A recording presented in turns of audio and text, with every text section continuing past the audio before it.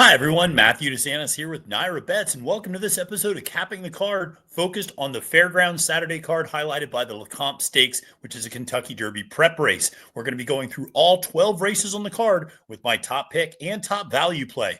Now, before we get into that, want to make sure to remind you to press that like and subscribe button on NYRA Bets YouTube today. Subscribing is entirely free of cost, just notifies you when new videos drop on the channel. And you can check out all of the great coverage that we have, getting you ready for the Kentucky Derby and Kentucky Oaks, some of our wrap-up 2024 NYRA Bets awards, as well as race previews. We're going to have a special one coming up this week as well, looking at the big stakes races at Fairgrounds with the voice of the Fairgrounds, John Dooley. And we also have a preview of the Busanda Stakes at Aqueduct. So listen, a lot of great content.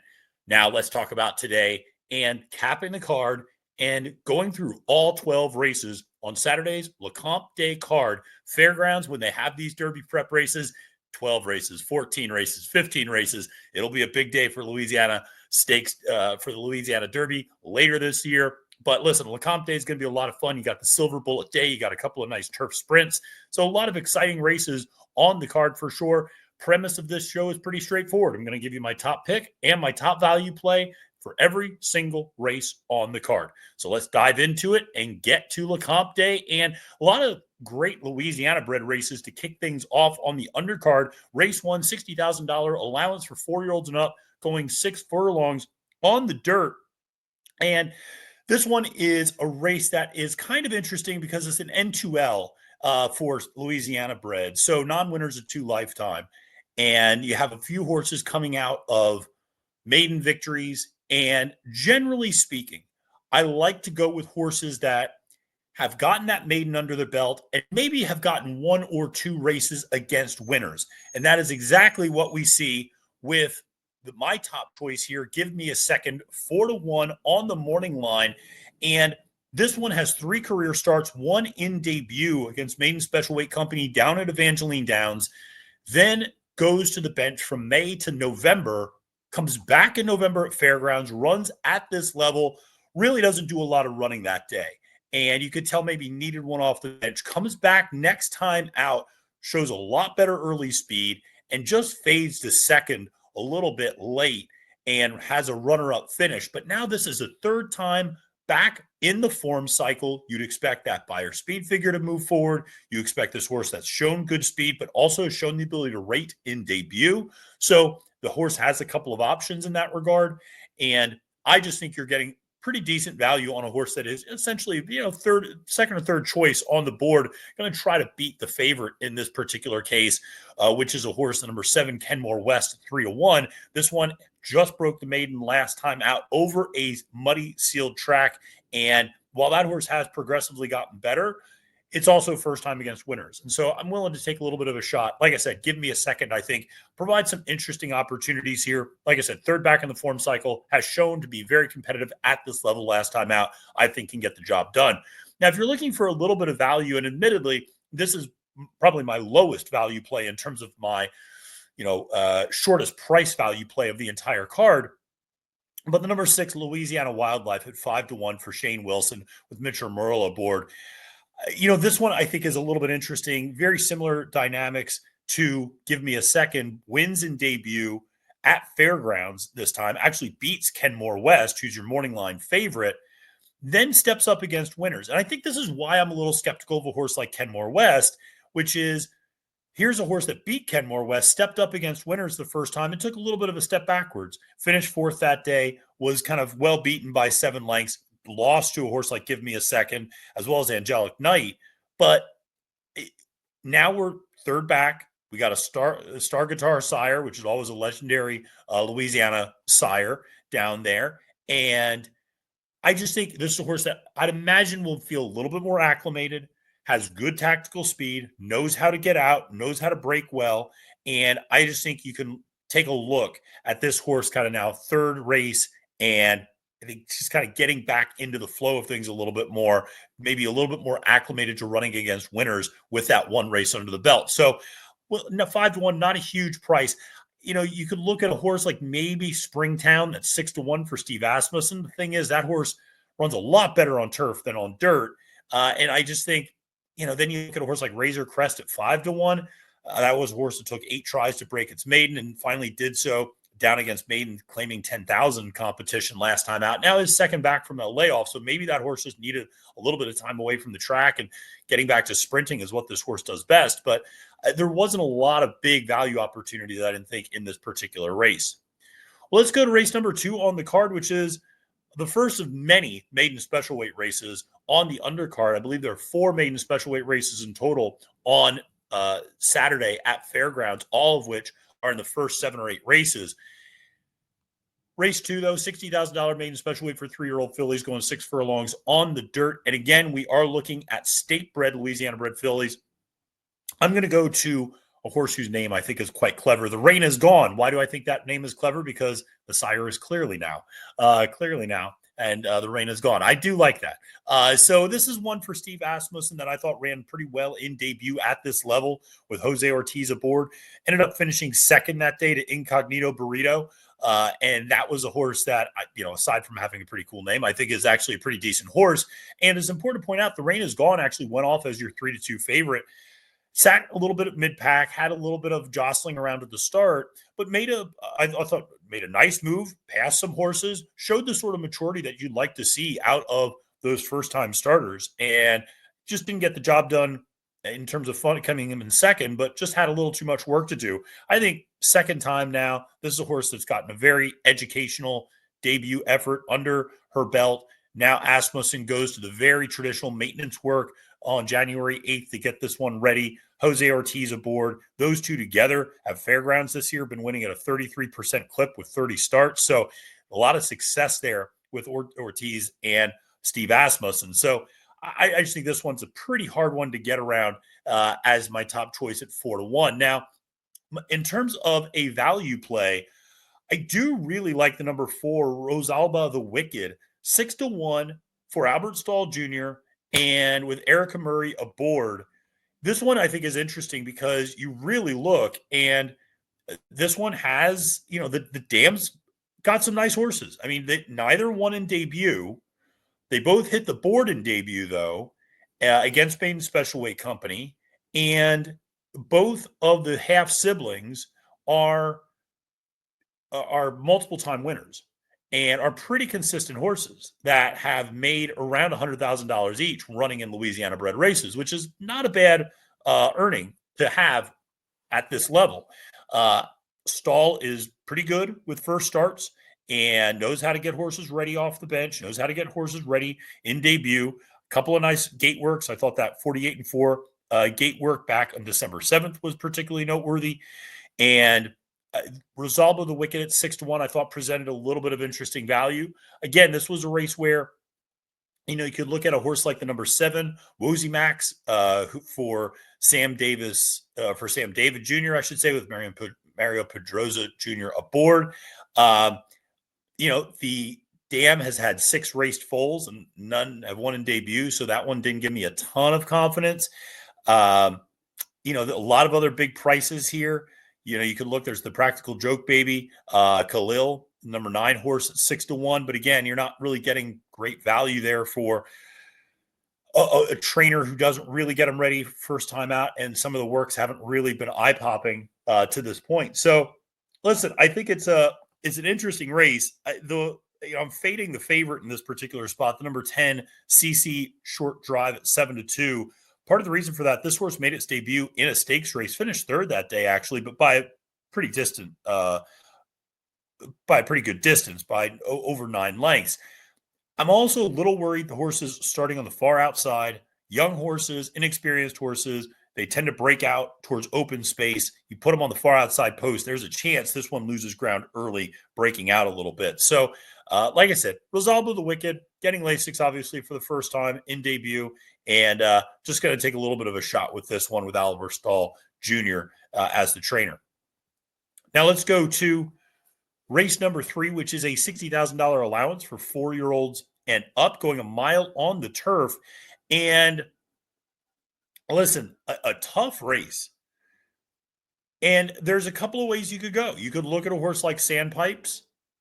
And this is another one of these kind of, N1X races. So some horses only have 1 career win, some have more. A lot only have one. Sandpipes is 1 for 7 with a lot of second place finishes now.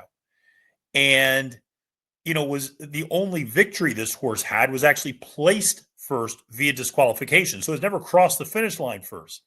Hard for me to really get too excited, though the horse has backed that up, has backed that effort up, particularly on the turf, has gotten faster each time out, and has looked to belong against this level of competition for trainer Lindsay Schultz with Florent Giroux aboard.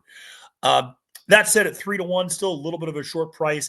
News at 9 was another horse I looked at, 5-1. That horse has great early speed, but at 5-1, horse seems to fade late going this distance. Last couple of times out has Frankie Dettori aboard. I ultimately went towards the outside, and I went to my boy Tony at 9-2 for Eddie Keneally, who's off to a very hot start of the Fairgrounds meet, winning 30% of his entries, and his runners are finishing in the money at an 80% clip. That's right, 80% clip. Gets Luis Saez up on the mount, and blinkers are coming on this horse, which I think will be beneficial.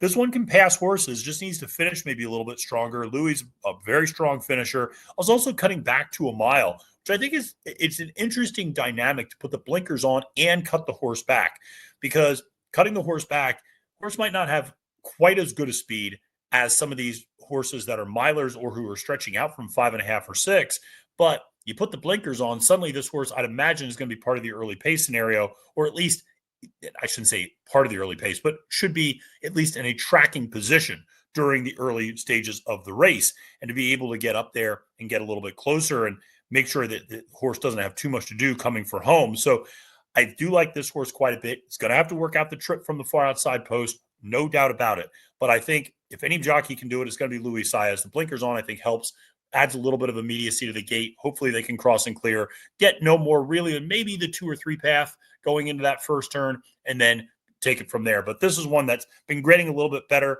every single start, and has also been running a lot longer, going 1.5 miles, 1.25 miles, 1 3/16, 1.125 miles. So this one, the endurance is no issue at all, and I think just needs to work out the trip from the outside.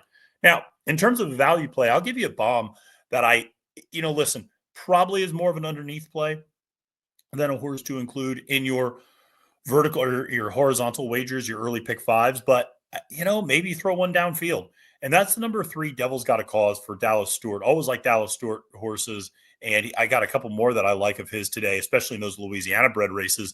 Edgar Morales up on the mount. And the reason I like this one is just isolate the turf races. You could throw everything else out. And that's kind of what I like about this horse, is throw it all else out. Look at the 2 turf races. 2 turf races up at Saratoga. One was a $110,000 N1X race going against Rebel Red and Unit Economics and Hunt Ball. That's a tough group of horses to go up against. Horse finished 7th out of 8th, was not particularly competitive, but comes back in a claiming $50,000 claiming N2L next time out, finishes 3rd that day, but by less than 2 lengths.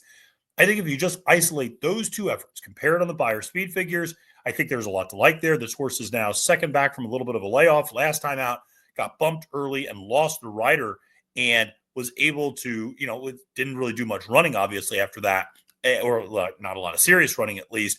Now the horse is back at this level. I think Dallas has this horse pretty ready. I mean, you look at that 48 flat bullet work at Fairgrounds on January 11th, first is 57. This one I think is pretty ready to go for Dallas at 15-1. This horse should be part of the early pace scenario. And, I don't know. Crazier things have happened. Just depends on whether or not the 5 News at 9 decides to go as well, whether these 2 decide to battle it out up top.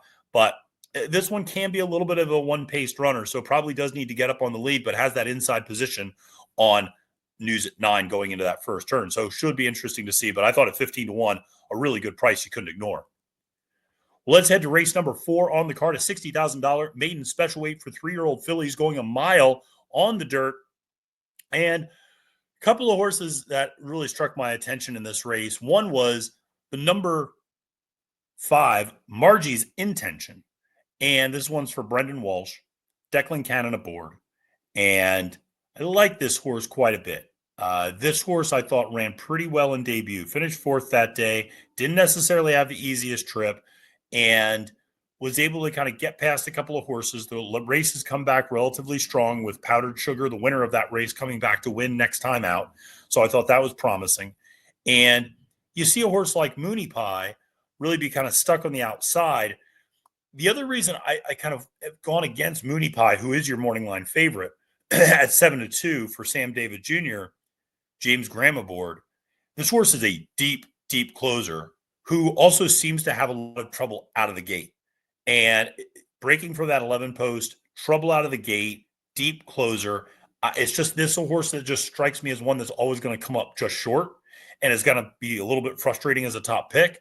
And so as a result, like I said, I thought Margie's Intention at 6-1 had I think, a educational debut and now can come back and really grow off of that. Brendan tends to be very good maiden second starts. He's having a very good meet down at Fairgrounds. When Brendan Walsh gets hot, he gets really hot. So I think this is a good time to get on him. I like the 5 furlong work leading up to this race just to add a little bit more stamina and durability. But I think that one is sitting on a pretty nice effort. Now, in terms of the value play, Eve of Eve. This is a horse that is 8-1 on the morning line, the number 10 horse in the race. And I like this one for, I think, a couple of reasons. One, this is a horse that is trained by Michael Stidham, who's very good at getting horses ready first time out, very good at the maiden special weight level. And, you know, the dam has not produced any first out winners, but both race foals are winners. And so you like to see at least that side of precocity from the family. I think the works have been incredibly consistent. You see a bunch of 5 furlong works building up conditioning, and then you've seen some relatively fast 4 furlong works leading up to this one. Ben Curtis up on the mount, 8-1 on the morning line. And I just think this is a trainer who knows how to win in debut, has some pedigree there in terms of relatively early success. And this feels like a pretty wide open race. And I just think there's a combination of things there. The Eve of Eve at 8-1 presents some better value than some of these horses who have run a couple of times and have just not gotten the job done. I mean, if you could look at a horse like Swamp Queen at 5-1, Canal Street at 9-2, you know, both very logical horses, but, you know, Swamp Queen is now 3 for 4 finishing second. And it's like, well, how many times do you really want to take a shot with that? Canal Street, I think at 9-2 is a little bit interesting. The McKinsey horse, but that's another one very similar to Mooney Pie, has had trouble off slow both starts. So again, how do you trust a horse like that to make a clean start and get a clean trip, especially at a 9-2 price? Now, you give me 8-1 on Canal Street. Sure, I'd love that price on a horse that at least has shown the ability to do a little bit of running and passing some other horses. But I just think there's not a lot of other great value opportunity. I think Wicked is a number at 6-1. It might be another one, but wanted to try to find a little bit of a bigger price because my top pick was 6-1. So if you're looking for another, value play in this race, I do think the 6 is a little interesting, though, coming out of a maiden claiming state bred race and now facing a little bit of tougher company this time out. Let's go to race number 5, which is yet another $60,000 maiden special weight race, but this one's for the boys, going 6 furlongs on the dirt. And had to go to Dallas Stewart on this one and go to pair of socks. Not fluffy socks. No. That horse finished second a lot. We're not gonna pick fluffy socks here, but pair of socks. Why do I like this horse? This is one of the rare instances where you see a maiden special weight runner getting a makeover package, essentially, because this is a horse hired by Vekoma, $130,000 at sale, and this horse ran against Open Company the first 2 times out, the only 2 times out, and ran all over a sloppy sealed track in debut. Actually seemed to like it a little bit, but ran against the horse Donut God. Now, that's a pretty impressive horse, and that's a horse that ended up having some success next time out, winning the inaugural stakes. So not a bad horse to lose to in debut. Then comes back and really doesn't do much running and fades pretty badly going a mile at Churchill Downs against Open Company. Now we're cutting back. We're doing a couple things here. We're cutting back. We're going against state breds. So we're dropping in class, essentially. We're getting Lasix for the first time, and blinkers are going on. So there's a lot of things going on with this horse. Now, 7-2, I usually don't love taking a short price on horses that have that sort of makeover package. I'd prefer to get it on a 10-1 or 12-1 runner. But still, Dallas Stewart in these types of spots, I think it's just really tough to ignore. I think this one, again, going against much tougher competition, now dropping down into state breds, getting some of those things that I mentioned, Lasix, the blinkers on, cutting back in distance. Louis Sai is aboard. Hard. I think that one's going to be a pretty tough one to get by. Now, in terms of a value play, really like the number 3, Silent Breeze, 8-1 for Neil Pess and Jareth Loveberry aboard. This one's second back from a little bit of a layoff. Debuted in August at Ellis Park against Open Company, and again, did not do much running. Finished last that day by quite a distance, and then came back in December. Ran against State Bred Company, and something, ran okay. Was a little bit even, but made up some ground, passed some horses late, and at least showed the ability to pass. Now we're second back. We're getting the blinkers put on. You get Jareth stays aboard.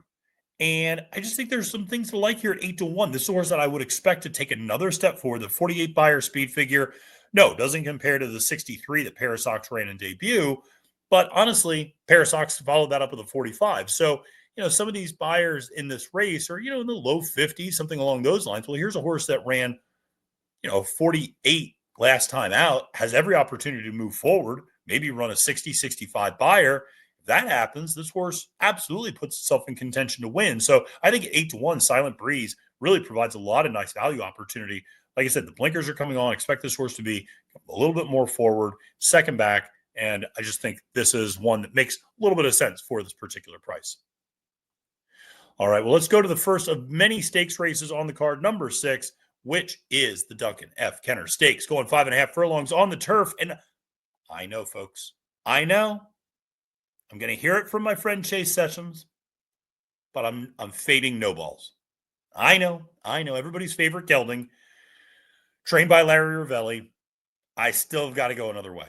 And part of it is because of the journey of no balls, that this was a horse that shipped over to Asia, was supposed to run over there, never did so, wasn't allowed to, there was a kind of a minor injury, and they found something with an x-ray, I think, if I'm not mistaken. The horse couldn't run, had to ship back over. Hasn't run since November, has had international travel in between, and has only had one workout in the last 2 months. And that was in December 28th, going 48-1 over the synthetic at Turfway. Hey, listen, Larry Ravelli knows what he's doing. He's winning 35% of his starts at Fairgrounds this meet. But I still am concerned enough about no balls that at 9-5 at a really short price, I'm going to try to look elsewhere. I'm going to try to beat him. And I'm going to go to the far outside. I'm going to go away from the inside, go to the outside, look at Bear River, 6-1 on the morning line for Keith DeSormo. This one's coming off a stakes win last time out, going 5.5 at Fairgrounds. It's a perfect 2 for 2 at Fairgrounds. Has won 3 races at this distance. This horse has a little bit of a muddied up form because there's some dirt races mixed in there as well, some off-turf races mixed in there. But you isolate some of those turf efforts, they're absolutely good enough to win this spot. So one of the things to keep in mind when we talk about stakes races, or many of the stakes races in Louisiana, Lasix on. So these horses are still on Lasix. So make sure to keep that in mind when you're taking a look through the forms, and you just can't assume, oh, it's a stakes race, everybody's off Lasix, so I have to pay more attention to that form. No, they're on Lasix for these races, so you can take a look at that, and it's not as much of a transition, I think, as opposed to a lot of stakes races where people are switching off Lasix. But I think Bear River at 6-1, this horse has outstanding speed, can sit a little bit, but generally likes to get up to the front and just take the initiative. And I think the outside post, drawing outside all of the other speed, is going to be beneficial in this spot. So really like that 11 in this particular race. Obviously, a horse like Uncashed is probably going to be the speed of the speed, which is the other Ravelli horse. So going to be interesting to see how that one plays out. Now, in terms of my value play, really like the number 2 Gilded Ruler, another 6-1 horse for Joe Sharp. This one's going up against Stakes Company for the first time, but is absolutely trending the right direction for Sharp, and is now 4th back from a little bit of a layoff. Hadn't run from February to October. Has now run 3 times since then. Not surprising, the 3rd time was the charm. 3rd back in the form cycle, always an effective strategy. And also maybe dropping a little bit in class. Was running at Keeneland, Churchill, now goes to Fairgrounds, running for a little bit less purse money against optional claiming competition. But this is one that I think you get him on this horse on the turf, and a pretty good horse. Has some early speed, or enough speed to make sure the horse isn't closing from all the way in the back, though the horse did that last time out. A lot of times the horse sits a little bit more of a mid-pack trip, but no matter what Brian Hernandez Jr. decides to do, this horse has some acceleration and can absolutely start motoring by people in the stretch. So if they go a little too fast up front, which might very well happen, because you have a horse like No Balls on the rail who's going to need to send. You have a couple of other horses that want to be fast. I mentioned the other Ravelli horse. I mentioned a horse like Bear River. You could even look at a horse like Over and Ollie, who is a pretty fast horse as well. And there's a possibility that it gets a little too fast up front. If it does, a horse like Gilded Ruler, I think, could really take advantage coming from off the pace. One that, again, you don't have to worry about the switching off Lasix. So still is getting Lasix for this race, just as this horse has been in those optional claiming allowance races that you've seen him in over the last year. Let's go to race number 7 on the card. And this is yet another maiden special weight race, the last maiden special weight race. And this is a tough one. This is a really good one. So this is open company for 3-year-old boys going a mile and a 16th on the dirt. And this is the sort of race, just to let you know, on Saturday, that the winner of this race, someone on Twitter will say, the best Kentucky Derby prospect on Saturday at the fairgrounds just won a maiden race. They love saying that. And when I say they, I just mean they, the collective Twitter people, love saying these sorts of things. And sometimes they're right. But this is one that could produce some interesting runners, I certainly think. And you look at some of the top choices in this race. You look at a horse like Cromwell for Cherie DeVaux. Horse comes from pretty far off the pace last time out, nearly wins at fairgrounds, going from basically last to second by a head under Jose Ortiz, but had a little bit of an issue breaking out from the gate towards open space, losing ground, really having to make up a lot of ground late. Sat more of a mid-pack trip in debut at Keeneland, but ran a little bit more evenly that day. Cherie is such a good trainer. Listen, Cromwell makes a ton of sense. I'm not going to argue against that horse as much as I'll just argue for the horse Global Quote, who is my top choice for trainer Brad Cox with Florent Andrew aboard. And this is a horse that, again, in debut, broke poorly, was off slow, was behind a lot of people, but passed a lot of horses late. Now, what gives me some confidence is who this horse lost to. Well, a horse lost to Guns Loaded. Well, that horse came back to win the Mucho Macho Man. Lost to Ain't No Disco. Well, that horse for Brian Lynch came back to win a maiden race at Gulfstream Park. And you see lost to a horse Brodeur. Well, Brodeur came back to win over a muddy sealed track at Oaklawn next time out. Lost to a horse like T-Craft. Well, T-Craft just came back to win next time out at Aqueduct by a nose. So this race produced 4 next out winners. And I think there's every reason to expect that, that horse obviously was able to do a little bit of running. It wasn't, like I said, not able to kind of make up ground on the leaders, but was able to start passing other horses, ended up finishing 4th that day, coming back from like a little bit of a layoff. Here's the thing, though. Brad Cox in these sorts of spots, listen, there's a lot of ridiculous Brad Cox stats, that when you start looking at 3-year-olds who are, in maiden special weight company, second starts, in the career, and you just see a guy who just fires, it feels like every single time. And, it's not by accident that over the last 5 years, second start on dirt, maiden special weight wins at 30% clips. And it is one of those where, he just has such a strong stable here at fairgrounds. I know he's been struggling a little bit at Oaklawn, but he really does have his top group at fairgrounds. No two ways about it. And I just think that this one at 6-1 presents pretty good value. Now, in terms of a value play, I'll go back to another Dallas Stewart horse, Shadow Coast, 10-1 on the morning line, and lost a runner in debut. I lost a jockey in debut, dropped Tyler, but came out of that same race. Guns Loaded, Ain't No Disco, the whole 9 yards. So it's well spotted in a very, very aggressive race. Then goes last time out and finishes 5th by a distance. No two ways about it. Though the top 2 really separated themselves. It was a very strung out field. So finished 5th out of 10. But like I said, a very strung out field coming for home. This is essentially the horse's second start, really, is kind of what's happening. So the horse's kind of second start, and you go, okay, if you were just willing to toss the first effort, now we're second for Dallas, and This horse has had a pair of bullet workouts, a bullet leading up to this race, again, 48 flat, going 6, first of 57. So I think Dallas has got this horse ready to go. Horse breaks a little bit more cleanly, stays more engaged in the early pace. Louis Saez is up on the mount.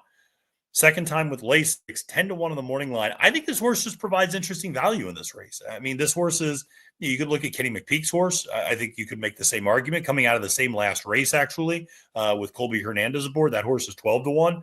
So I think either of those two, either Shadow Coast or Magical Wish, the 2 or the 3, I think both those horses provide really outstanding value. I'm probably a little more bullish on Shadow Coast because that horse showed a little bit more speed last time out.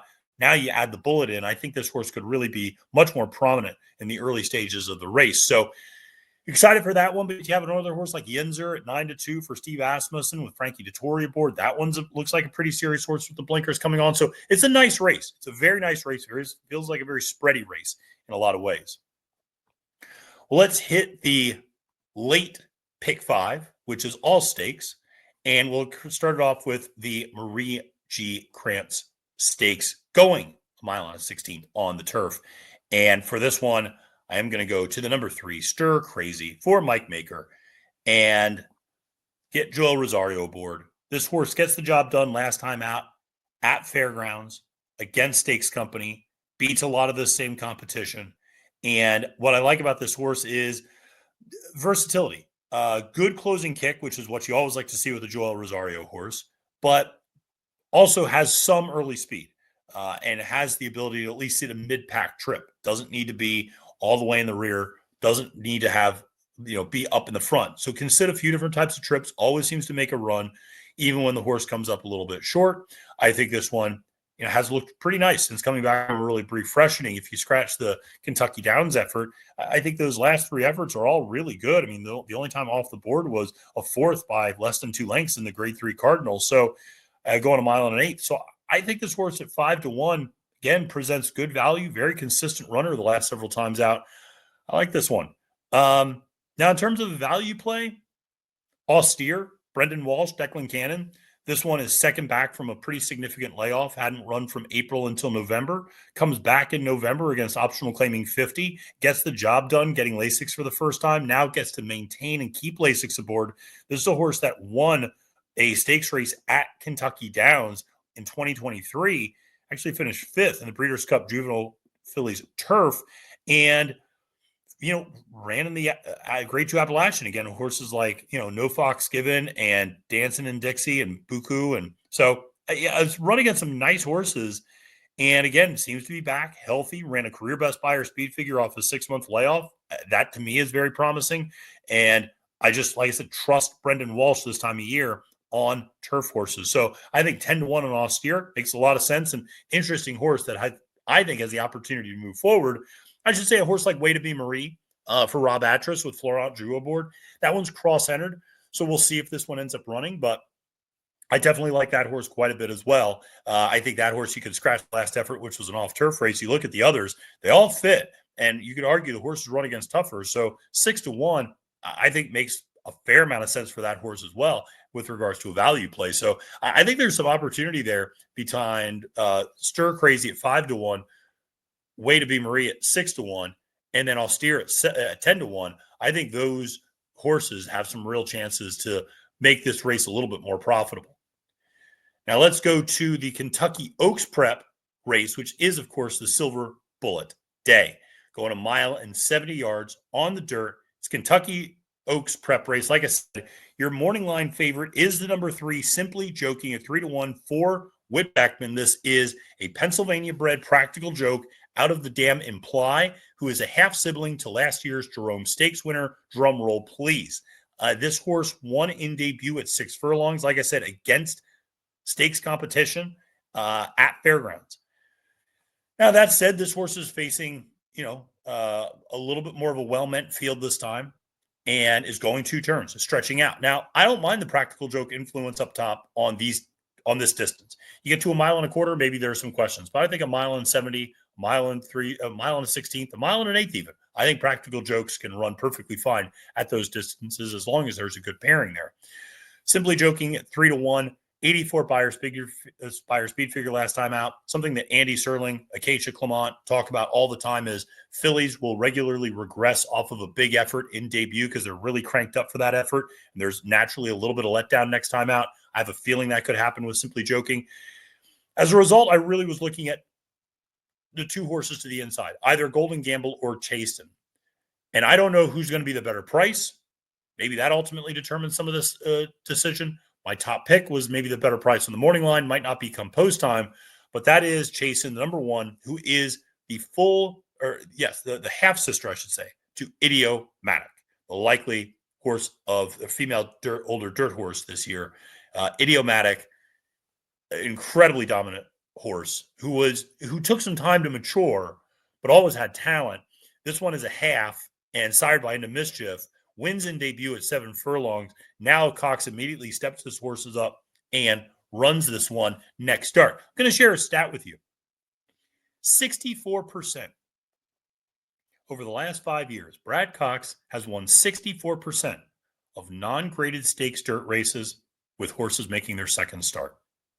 I'll say that one more time. Over the last 5 years, Brad Cox has won 64% of non-graded stakes dirt races with horses making their second career start. Chasen is making the second career start, is the half to Idiomatic, against the inside rail, has shown the ability to pass horses. If the horse can get off a little bit better, don't be surprised if the horse sits a little closer to the pace. We'll see. Listen, Golden Gamble, very nice horse as well, and has run the 2 turns every single race. Broke its maiden very impressively, and I thought chased very impressively last time. I thought ran well to her laugh. Was the betting favorite that day, even money, and didn't really come through and deliver. But like I said, I thought ran a perfectly respectable second given the pace dynamics and the setup of that race. So that Kenny McPeek course is certainly worthy of inclusion. The Kenny McPeek course that I'm going to ultimately look at, though, for a value play, and I was looking at both of them because he's got another one. She's a Swede. But Goel's Delight at 8-1, number 6 horse. And this one won in debut very impressively. Now, here's the but. When you get to Kenny off of Lasix, so when you start looking at 3-year-old on the dirt and you start looking at them switching off Lasix just say switch to off rather than just the whole 9 yards. Switched off 1 for 37 over the last 5 years. That's 3%. 1 for 37. That is why Goel's Delight is not my top choice, but a value play because at least he has the board 13 out of 37 times. So at least horses do a little bit of running, but they don't win very often. So switching off Lasix at 3 years old on the dirt, not really a winning recipe for McPeek. Goel's Delight, though, I think showed the ability to pass some horses, has a little bit of tactical speed. There's not a lot of speed in this race. That is something to very much so make a point of. There is not much speed. Simply Joking could try to wire the field. Absolutely. But I think Goel's Delight has a little bit of speed. I think Kenny's other horse, She's a Swede, has maybe a little bit of speed. But there's not a lot of gate to wire horses in this race. And that could be a potential problem for a horse like Chasen or Golden Gamble, who like to come from off the pace. But I think it could also feed into the hands of a horse like Goel's Delight for Kenny McPeek. So that's one to consider, I think, at a little bit of a bigger price. Let's talk about the Colonel E.R. Bradley Stakes, going a mile and a 16th. And this one's on the turf. Again, a tough race, a really tough race. You look at a horse like Northern Invader for Cherie DeVoe, first time gelding. This is a horse that's a nice runner. Won the Gio Ponte back in 2023. If you remember, won so impressively the first time on turf, I should say, up at Belmont, running that 94 buyer speed figure, winning by 8 lengths. Has never really been able to top that 94 buyer speed figure, but is graded stakes place and is certainly a capable horse with the inside rail. Ultimately went against that one. And, I think that there's, again, some other interesting horses here. You look at a horse like Lecomte, 7-2 for Steve Asmussen with Jose Ortiz aboard. The horse has won twice at Fairgrounds, twice at this distance. One last time out at Fairgrounds against Stakes Company. Again, we're talking about stakes races where horses are allowed to use Lasix. And this one certainly looks to be a pretty serious contender. Has that kind of tactical speed to travel within a length or two of the early pace and doesn't need to fall too far back. So definitely like a lot about Gigante. I ultimately went to a horse that I've just been a fan of for a while, and that's the number 11 Wadsworth. It's a horse I liked when it was briefly on the Kentucky Derby trail last year, running in the Jeff Ruby Stakes, or 2 years ago, I should say. And then the horse went to the turf and really turned into a nice turf horse. Won a couple of stakes races at Ellis Park, ran in the Gun Runner at Kentucky Downs, and finished second by half length, the talk of the nation, and then went to the bench for 14 months after running at Kentucky Downs. Comes back and nearly wins Chasing the Crown. Then goes to Stakes Company on the synthetic, which was always kind of the second best surface. So dirt's the worst, synthetic's middle, and turf is the best. So the horse almost wins a $175,000 optional claimer off a 14-month layoff on the turf, then goes to run in the stakes race at Turfway Park and finishes fourth by a little over 2 lengths. Again, some different dynamics there. It's going to have to work out. Florent Drew is going to have to work out the far outside trip. No two ways about it. It's going to have to work that out for trainer Brad Cox, but I just think there's a lot of talent here with Wadsworth and willing to take a shot with this one. Now, there's another horse that I like quite a bit as well, 6-1, What Say Thee for Mike Maker with Joel Rosario aboard. This horse also likes to come from off the pace, and wouldn't you know it, so does this jockey. Joel Rosario loves to come from off the pace, sometimes a little too far off the pace, but I digress.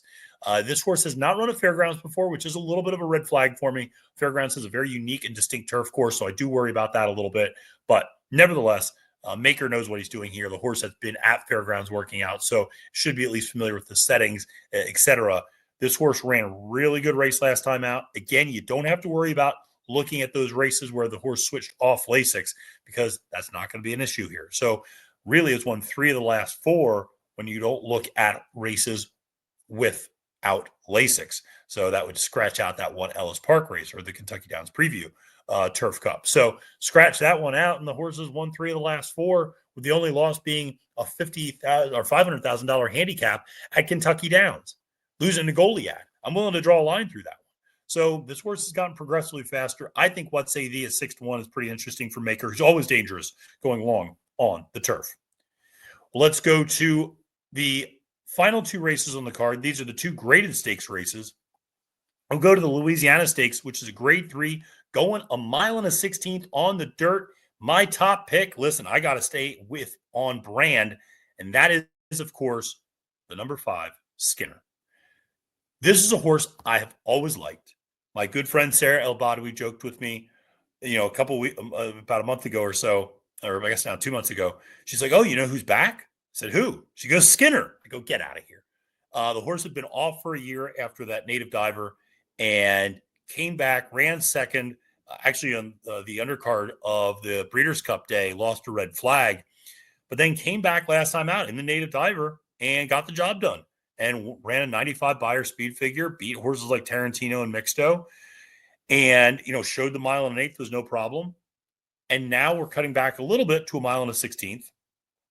But what I like about this effort quite a bit is that this is now with Cherie DeVoe. No disrespect to John Sheriff, great trainer, but I was thrilled to see Cherie get this horse now, move this horse east and to the southeast in particular, into New Orleans for the Fairgrounds. You get Jose Ortiz up on the mount. Jose has been incredible, winning 29% of his mounts at Fairgrounds. He and Cherie DeVoe over this last year at Fairgrounds, winning a 44% clip with a flat bet $2.72 ROI. So you'd be up 36% if you just bet every time DeVoe and Ortiz Jr., or not his brother, Jose Ortiz, ride and work together. So this is one, again, third back from that long layoff, has gotten a couple of workouts in the new barn. I love the 47-4 Bullet, first workout in the barn at Fairgrounds. This horse has some serious speed, has some serious stamina.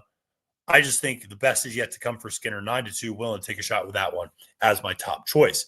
Now, in terms of my value play, number 8, Track Phantom, somewhat of a similar dynamic. Was around, obviously ran in the Kentucky Derby, was prominent early on, won the Lecomte, won this race last year, finished second in the Risen Star to Sierra Leone, finished fourth of Catching Freedom and Honor Marie and Tuscan Gold. Then goes to the Kentucky Derby and predictably finishes well back in 11th, but then goes to the bench for, the better part of the rest of the year, basically from the start of May until the start of November.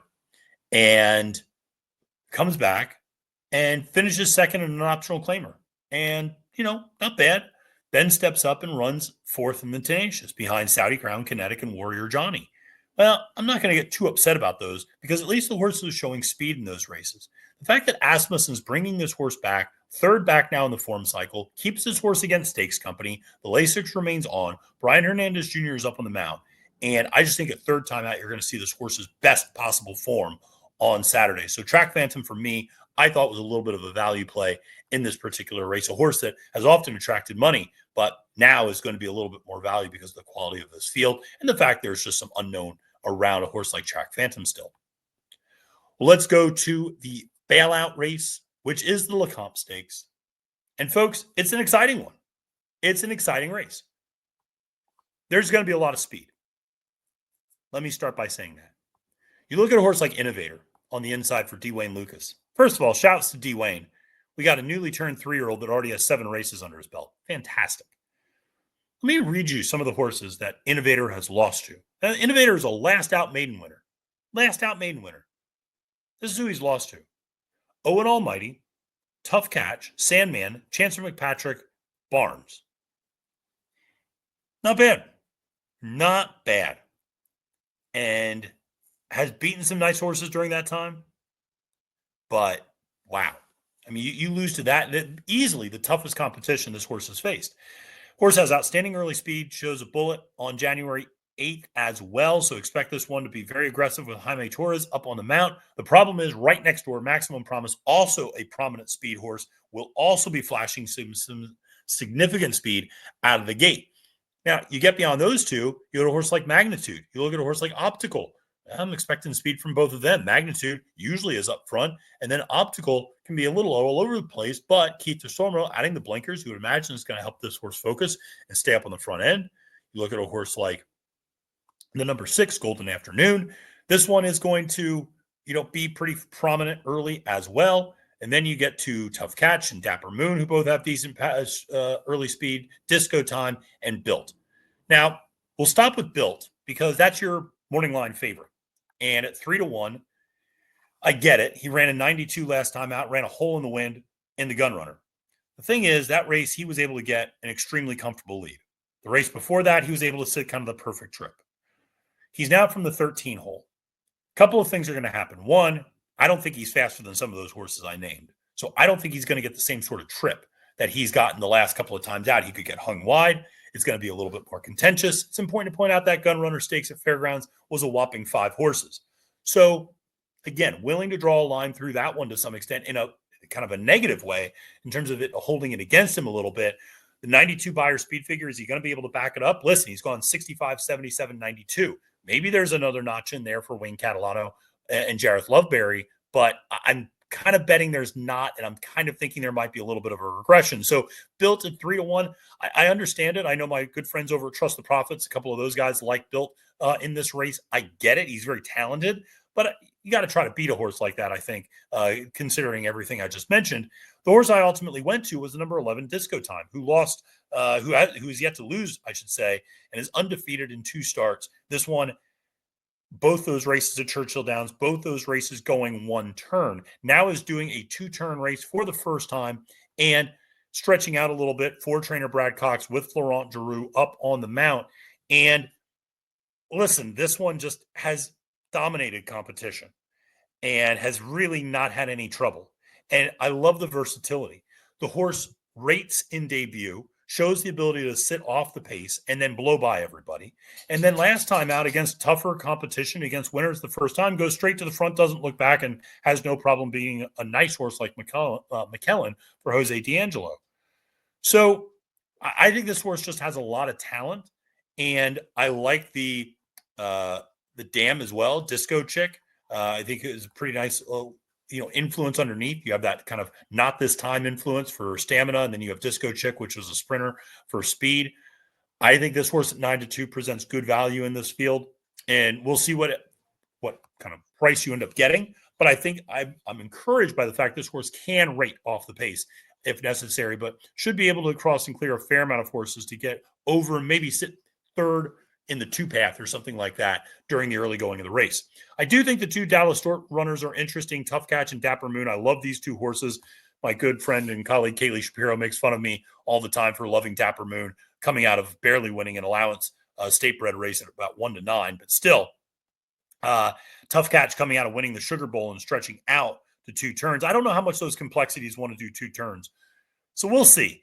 Those two I definitely took a long look at. Probably Tough Catch is the one I looked at a little bit more closely just because that horse, I think, has a lot of class. I really like that horse in debut, beat a horse like Innovator. But, going to be interesting to see whether that horse can get the distance for Dallas. Ultimately, because there's a fair amount of speed in this race, I went to a New York bred. I went to a Mike Maker horse, calling card, 12-1 with Frankie Dettori aboard. Now, usually Frankie riding on the dirt, I'm not the biggest fan of, but this horse likes to come from off the pace, and there's a lot of speed in this race. And if there's one horse that's going to be comfortable and it's going to be running late, it's going to be calling card. This horse won by 17.25 lengths to break its maiden first time on dirt against state-bred New York competition. Then stepped up last time out at Oaklawn Park, open company, 125,000, finished third out of a field of 9, and again, made up some ground late, lost to a horse like Sandman. Well, Sandman's a horse that I know the ownership groups there have a big plans for a horse like Sandman, who's coming off a pretty nice win in that race. And I think you'll expect to see that horse running in some of the Oaklawn Derby prep races coming up later this year. But calling card is another complexity. So you still do have some questions about the distance, though it's promising to see the horse broke its maiden at a mile and did so with no problem. And also was able to start passing horses late, going a mile last time out at Oaklawn. So 12-1 on this type of a horse, I think is good value. Like I said, Tough Catch, another horse I really took a long look at. This is a fun race. It's a really fun race. I think Innovator at 10-1 is interesting. I just don't love the draw and maybe the trip that he ends up having to carve out. Admiral Dennis, the other Brad Cox horse at 8-1, I think is kind of interesting as well.